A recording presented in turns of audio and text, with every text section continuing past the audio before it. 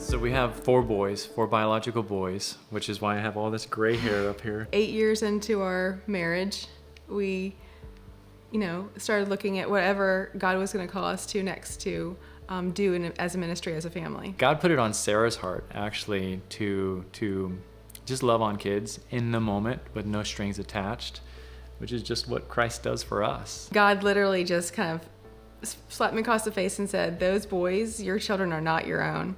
And all these children that you see, all these faces, they're mine. And it's your job to help take care of them too.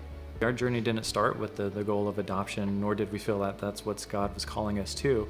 It was just loving the kids, whoever they are, whenever they're here, however long or short they're here. We got a phone call and they said, you are licensed, congratulations, you're a licensed foster family in the state of Florida.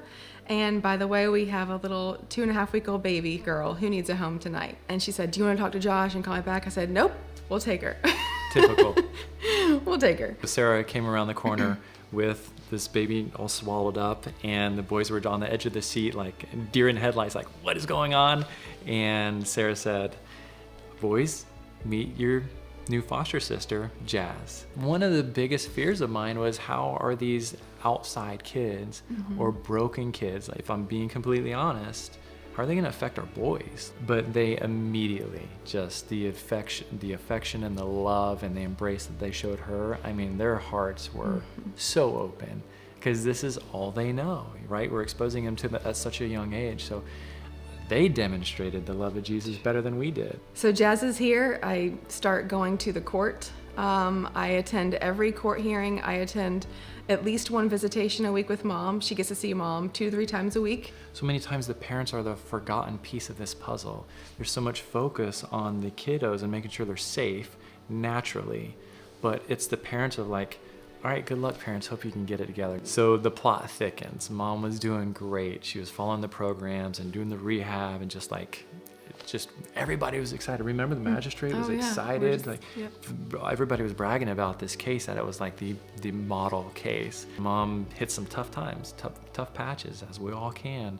And so the case started veering away from reunification and more towards terminating the parental rights. Maternal grandpa got in touch with us, and he's not local, but we were able to meet with him because he came in town. He gave both of Josh and I a big hug and said, God tells me this is right. God tells me that this is her family now, and you guys are a blessing to her and to our family. There was a distant extended family member on the father's side that's never met her over the past 1.5 years, knew she was in foster care, and that person raised their hand and said, we'd like to adopt this little girl. Our stomachs were in knots. You're walking on eggshells every day, because at any moment somebody could show up at the house and say, she's done, she's gone, she's taken away. So when grandfather came along, this is all God. I mean, there's no way it would happen without him. And he knew there was an extended relative also trying to adopt. And he said, I want to write a letter of recommendation for you, Josh and Sarah, because you have my blessing. Your Honor, today is a celebration of life. When I first met Sarah and Josh, October 15, 2018, I felt peace within my heart and the joy within my heart that Nova is in a safe place. Nova is in a secure place. Nova came into our home at 14 days, and she needed a safe place, and she needed a mommy to love her, she needed a daddy to love her, and she needed some brothers to love her. And so we just wanted to be that family to bridge the gap, just for the night, and then just for the next day. And that day turned into 18 months. And after many dirty diapers and a lot of long nights, and seeing her first smile, and seeing her take her first bite and take her first steps, and here we are. And so God's asked us to continue to give her a safe home, and continue to be her mommy, be her daddy, and be your brothers. So Sammy, her grandfather, reminded me yesterday, what the enemy intended for harm, God has turned for good. The judge said this never happens.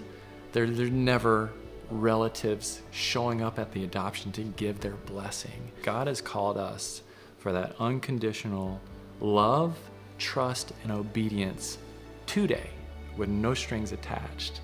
That's really difficult in the world that we live in.